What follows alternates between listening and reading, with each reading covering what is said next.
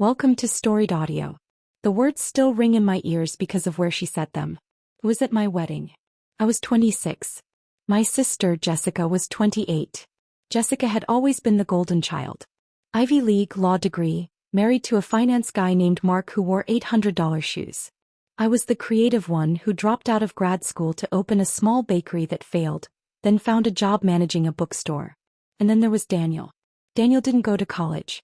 He became an electrician right out of high school. He works with his hands. He's quiet. When he laughs, his whole face crinkles. He shows up. When my mom was sick, he drove 2 hours every weekend to help my dad fix things around the house without ever being asked. I loved him more than air. My family tolerated him. The night before my wedding, Jessica pulled me aside at the rehearsal dinner. "Are you sure?" she whispered, swirling her wine. "I mean, he's sweet. But sweet doesn't pay the mortgage. You're settling. Dad thinks so too. He's just not family material. He's not at our level." I told her to stop. She smiled that pity smile she does. Then at the reception she gave a speech. My maid of honor. My only sister. She stood up, tapped her glass and said, "Emily has always had the biggest heart. She loves everyone, even strays. Daniel, welcome to the family. We may not have expected you, but we're learning to adjust our expectations." The room went silent for a second too long. I saw my dad look down at his plate. My mom forced a laugh. Daniel just put his hand on my lower back and squeezed. He didn't say a word. I cried in the bathroom for 20 minutes. After that, we distanced ourselves. We didn't cut them off, we just stopped trying so hard. Daniel started his own small electrical contracting company with one van and a loan from his uncle. I got pregnant with our first baby, then our second. He worked 12-hour days. He never complained. In 4 years he turned that one van into 6 vans and 8 employees. We bought a little house and fixed it up ourselves. We were happy. Tired, broke sometimes, but happy. Jessica's life looked perfect from Instagram. Big house in the suburbs, private school for her 2 kids, vacations in Aspen. Mark was making partner. Until Mark left. He didn't just leave.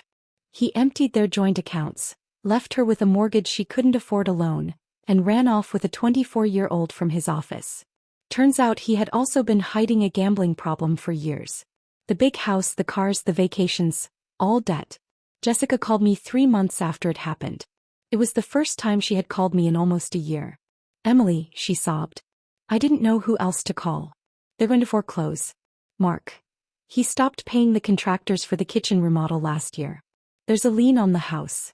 And now everything is going dark." "What do you mean dark?" I asked. "The power company is coming tomorrow. And I have a violation notice from the city. The wiring in the extension Mark had his friend do is illegal. It's not up to code. They said it's a fire hazard. I have 2 kids in this house, Emily. I can't get anyone to come out. Everyone wants $5,000 just to look at it. I don't have it." My heart was pounding. Not because I was angry, but because I knew exactly what she was about to ask. Can Daniel come look? Please. Please, I know what I said. I know I was horrible. I was such a snob. I was so jealous of you, you have no idea.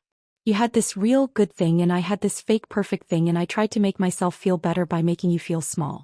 I'm so sorry. I'm so sorry." I didn't say anything for a long time. I could hear her crying on the other end, real ugly crying.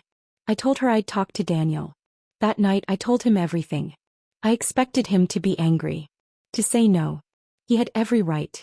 Daniel sat at our tiny kitchen table looking at the photo of our 2 boys stuck to the fridge with a magnet, and he said, "When do they want to shut the power off?" "Tomorrow at 10 a.m., I said. He nodded. "I'll be there at 6. He got up at 4:30 the next morning. I went with him. When we pulled up to Jessica's big, beautiful house, it looked different. The lawn was overgrown. There were packages rotting on the porch. Jessica opened the door and she looked small. No makeup, hair in a messy bun, wearing an old college t-shirt. She looked like my sister again, not the polished lawyer. When she saw Daniel, she completely broke down. "Daniel, I am so sorry. For your wedding day, for everything I ever said. You were always good enough, you were better than us. You were better than all of us, and I was just too blind to see it." Daniel didn't make her beg. He didn't give a speech.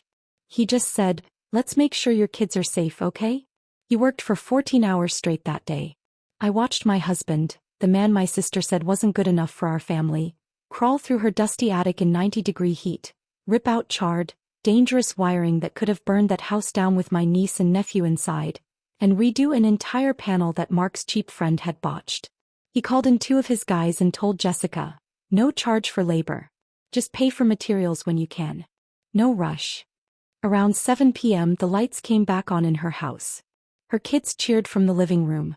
Jessica just stood in her kitchen, hand over her mouth, tears streaming down her face, watching the man she humiliated in front of 100 people save her house. Later, as we were packing up, she grabbed my hand. "I spent my whole life thinking good enough meant a degree and a salary and a zip code," she whispered to me. "Daniel is the best man I know. I was so wrong, Em. Can you ever forgive me?" I hugged her. Really hugged her for the first time in years. "He forgave you before you even asked," I told her. On the drive home, Daniel was quiet. Then he reached over and held my hand, his hands rough and cut from work. "You okay?" he asked. I was crying, but this time not from hurt. "My sister said you weren't good enough for our family," I said. "But you're the only reason our family is still standing." He smiled, that crinkle face smile. And I knew I had never settled for a second in my life. Subscribe to the channel for more audio stories.